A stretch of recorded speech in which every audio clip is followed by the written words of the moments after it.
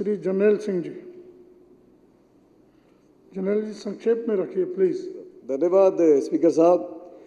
Sir, Delhi के बस marshals जो लगभग 10,000 के आसपास हैं, उनकी नौकरियां जो भाजपा के इशारों पर अफसरों द्वारा छिनवाई गई, इस गंभीर मामले पर आपने मेरे को बोलने का मौका दिया।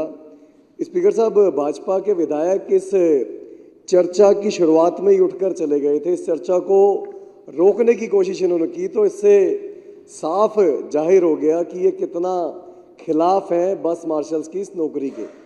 और हद तो तब हो गई जब हमारे सदन के साथी मोहन सिंह बिष्ट जी ने बस मार्शल्स को रेपिस्ट और बलात्कारी तक बोल दिया। अध्यक्ष जी, इससे बड़ी शर्म की बात हो नहीं सकती। अध्यक्ष जी, ये बात जब उन बस मार्शल्स को पता लगेगी कि जो भाजपा कभी कभी तो नौटंकी करती है कि हम आपके साथ हैं, और सदन के अंदर ऑन रिकॉर्ड उनको बलात्कारी बोल रही है, तो ये उनकी सेवाओं और उनकी निष्ठा के ऊपर एक बहुत बड़ा धक्का उनको लगेगा। मेरे को लगता है कि नेता प्रतिपक्ष को अपने दल की तरफ से उन सभी बस मार्शल से माफ़ी मांगनी चाहिए, नहीं तो ये बात अब यहाँ रुकेगी नहीं। अध्यक्ष जी, एक एक बस मार्शल खुद इनसे इस बात का जवाब मांगेगा।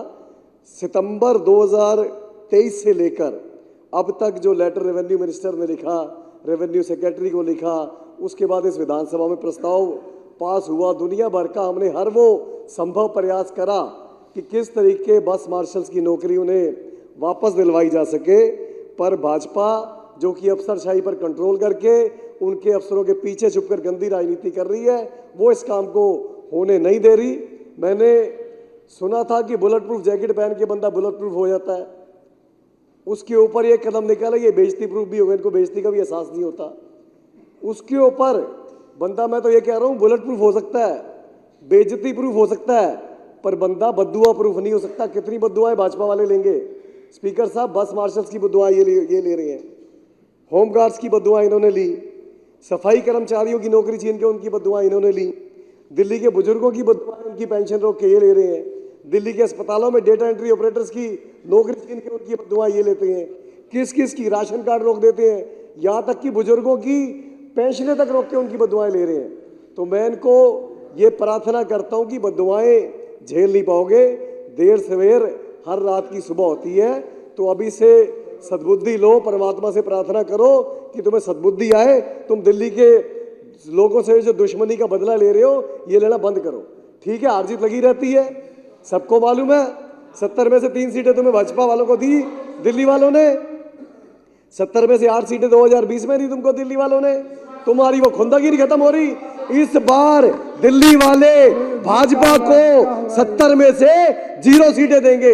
ये बदुआओं का असर तुम्हें दिखेगा, तुम्हें ये सारा असर दिखेगा, तुम सबकी जमानतें जब्त होंगी। तुम्हें क्या लगता है तुमने बलात्कारी बोला था वो कुछ करेंगे नहीं? एक एक सिविल डिफेंस वॉलंटियर तुमसे इस चीज का बदला लेगा जो तुमने सभी सिविल डिफेंस वॉलंटियर्स को बलात्कारी बोला है। हद होती है, शर्म आनी चाहिए थी बिश साहब, आपको शर्म आनी चाहिए थी आपको बिश साहब।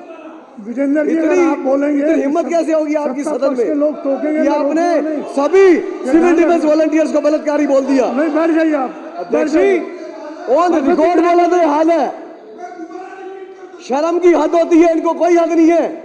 इन्होंने भरे सदन के अंदर सिविल डिफेंस वॉलंटियर्स का बलात्कारी बोला है, रिकॉर्ड गवाह है इस चीज का। अध्यक्ष जी, मैं एक चीज स्पष्ट कर दूं, मैं एक आपको कहानी छोटी सी बता रहा हूं, एक सच्ची कहानी है। मेरा एक जानने वाला है, सिविल डिफेंस वॉलंटियर है, सुमित नाम है, तिलक नगर की शहीद भगत सिंह कॉलोनी में रहता है। मैं काफी सालों से उसको जानता हूं। वो जवान हुआ, मेरे साथ बैठा था, मैंने कहा जी क्या बनेगा बड़ा होगा? कह रहा भाई साहब मैं आर्मी में जाना चाहता हूँ।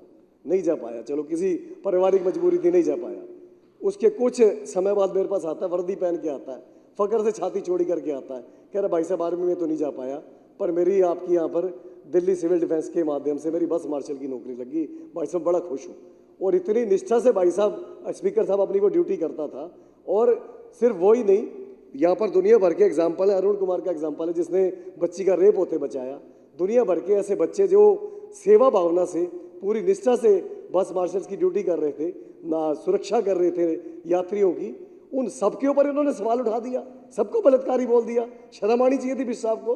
तो अध्यक्ष जी, एक तरफ तो ये अफसरों के पीछे छुपकर भाजपा गंदी राजनीति कर रही है, अलग अलग तरीके से दिल्ली वालों के काम रोक रही है, दिल्ली वालों की नौकरियां छीन रही है, बुजुर्गों की पेंशन रोक रही है। इन सब कामों का हिसाब दिल्ली के जनता आने वाले चुनाव में 70 में से 0 सीट देके भाजपा का करेगी। और मैं उन सभी बस मार्शल से ये कहना चाहता हूं कि आप ये संघर्ष का रास्ता छोड़े ना। हम भी 10 सालों से लड़ लड़ कर भाजपा से सारे काम करवा रहे हैं और आगे भी करवाएंगे। ये राहें ले ही जाएंगी मंजिल तक, हौसला रख, कभी सुना अंधेरों ने सवेरा होने ना दिया। बहुत बहुत अध्यक्ष जी, थैंक यू, धन्यवाद।